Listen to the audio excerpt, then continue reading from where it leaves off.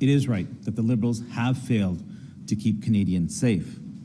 But we are seeing from right across the country stories of families who have worked extremely hard, have put in their life savings into building up businesses, hiring Canadians, and they are now being punished for their success. They're receiving phone calls and being extorted for millions of dollars. Their homes are being shot at. Some homes have been burnt down. Families are forced to leave their homes, many times living separately apart.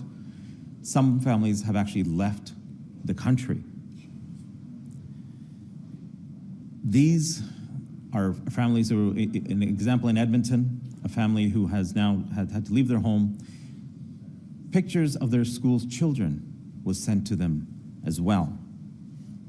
And it's very unfortunate now that the Liberals are looking for others to blame, are playing politics with this, when it was the Liberals who brought in C-75 and C-5, which made it easier to get bail, which reduced sentences, and they also did not support legislation that Conservatives brought forward that would have helped this situation.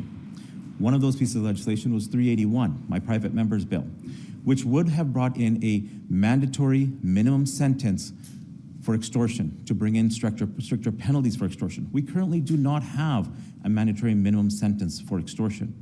This bill would have brought in 3 years for anybody convicted of extortion, 4 years if you're convicted using a firearm, which is something under C5 that was struck, that would have restored that, and 5 years if you were convicted in the case of organized crime, which is mostly what we are seeing across the country.